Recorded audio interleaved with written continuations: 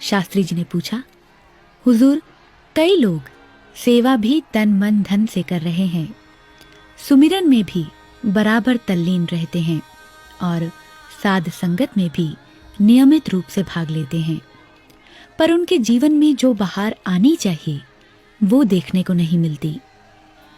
शहंशाह जी ने थोड़ा तीखे स्वर में फरमाना शुरू किया, शास्त्री साहब, मरीज दवाई तो पूरी मर्यादा से ले, पर परहेज पर ध्यान न रखे तो दवाई भी बेअसर होने लगती है।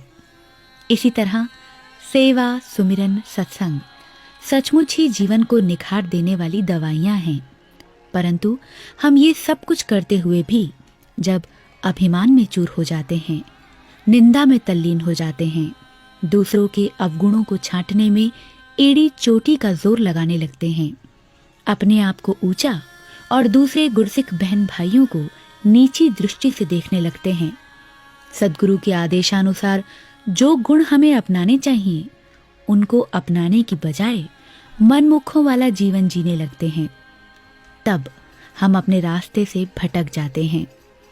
उसका ही ये फल होता है कि जो निखार और बहार हमारे जीवन में आनी चाहिए थी वो नहीं आ पाती। ये कहकर हुजूर ने आंखें मूंद ली और कुछ क्षण बिल्कुल मौन भाव से बैठे रहे। फिर अकस्मात मौन तोड़ते हुए अपनी आंखें खोली और फरमाने लगे, ज्ञान का दाता सद्गुरु होता है। सद्गुरु जीवन जीने का जो सलीका सिखाता है उस पर गुरसिख को चलना चाहिए। अगर कोई गुरसिख सद्गुरु के वचनों का उल्लंघन करके मनमति से काम लेता है तो सेवा, सुमिरन, सत्संग भी उसका पूरा सहारा नहीं बन पाता।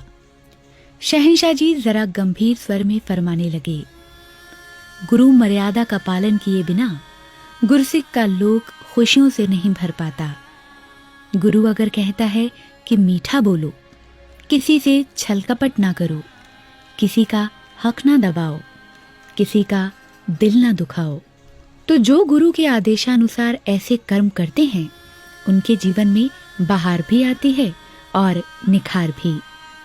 वे मुक्ति के हकदार बने रहते हैं।